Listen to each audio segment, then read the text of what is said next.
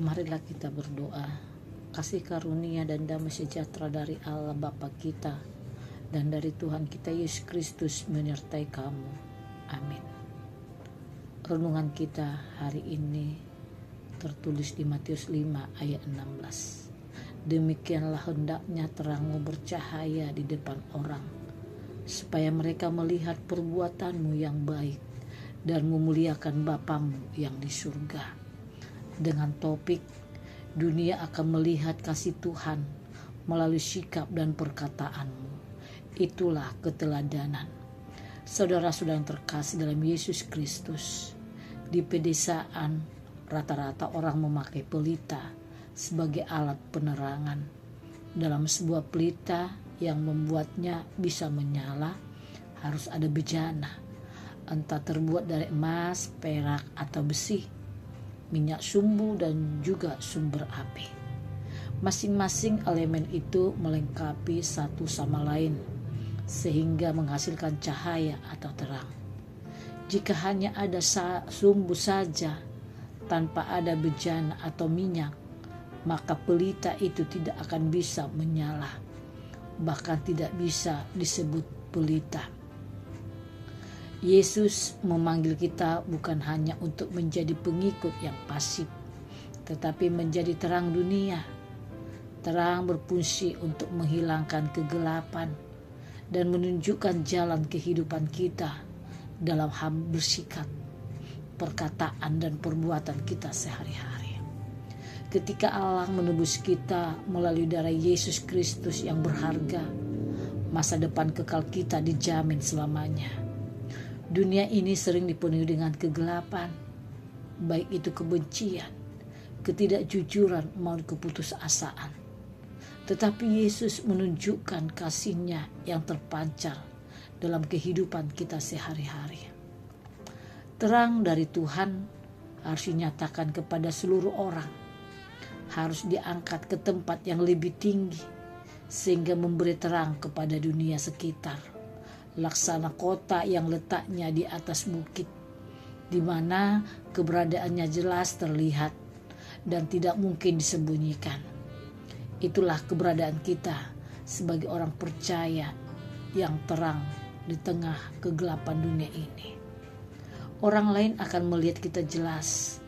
Tuhan Yesus sendiri mengatakan bahwa pelita itu tidak boleh ditaruh di bawah gantang, yang artinya dimatikan, sehingga sama sekali tidak memiliki fungsi sebagai pelita lagi, atau ditempatkan di bawah tempat tidur, artinya disembunyikan, sehingga pelita itu pun tidak akan bisa mencapai seluruh rumah. Ketika seorang Kristen menyembunyikan terangnya, dia memadamkan kuasa Roh Kudus dengan tidak pernah membiarkan terangnya bersinar di hadapan manusia. Sama seperti garam dibutuhkan karena dunia sedang membusukkan, dan jika kekristenan kita juga membusuk, itu tidak ada gunanya. Hidup kita tidak boleh menjadi hidup yang ditutupi gantang, melainkan harus transparan sehingga bisa terlihat oleh orang lain.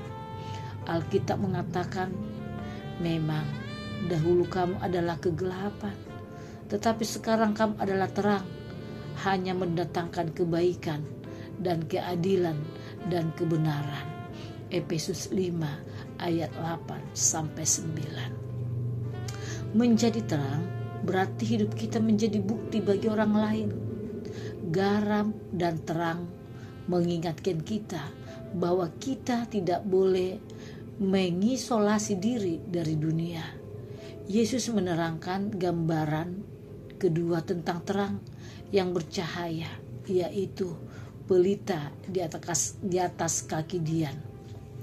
Hidup kita harus mencerminkan kasih, kebaikan, dan kehadiran Tuhan.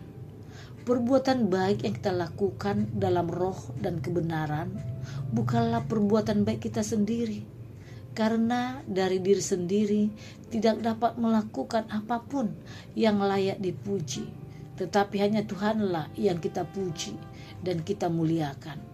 perbuatan baik yang kita lakukan adalah kehidupan baru yang bekerja melalui Kristus yang kita terima ketika kita dilahirkan dari atas dan melaksanakannya. Sehingga orang lain dapat melihat perbuatan baik kita untuk memuliakan Bapa yang di surga. Sesungguhnya kita memiliki terang dalam bejana tanah liat untuk menunjukkan bahwa perbuatan yang kita lakukan berasal dari Allah dan bukan dari kita. Kristus adalah terang dan hidup Allah. Dan ketika kita percaya kepadanya sebagai juru selamat, ia memenuhi roh manusia dengan terangnya yang murni. Dan Allah menginginkan agar semua anaknya bertumbuh dalam kedewasaan rohani. Lalu Yesus berkata kepada mereka, "Akulah terang dunia. Barang siapa mengikut aku, ia tidak akan berjalan dalam kegelapan, melainkan akan memiliki terang hidup." Ketaatan akan bertumbuh mulai kerendahan hati kepada firman-Nya, agar hidup kita bertumbuh dalam kasih karunia dan dalam pengetahuan tentang Tuhan Yesus Kristus. Oleh karena itu, marilah kita berjalan dalam roh, bertumbuh dalam Kristus, sehingga kita dipenuhi sampai pada ukuran kepenuhan Allah sesuai dengan kuasa-Nya yang bekerja di dalam kita. Ketika hari-hari semakin gelap, marilah kita menyinari terang Yesus ke dunia yang sangat membutuhkan terang kehidupannya yang memberi hidup. Apapun karakter dan latar belakang hidup kita, menjadi terang yang bercahaya dapat kita lakukan asalkan kita mau dan selalu berusaha melakukan apapun yang Tuhan Yesus ajarkan. Kita menjadi saluran berkat Tuhan melalui perbuatan dan karya kita. Dengan demikian, hidup kita akan berdampak bagi sesama dan dunia.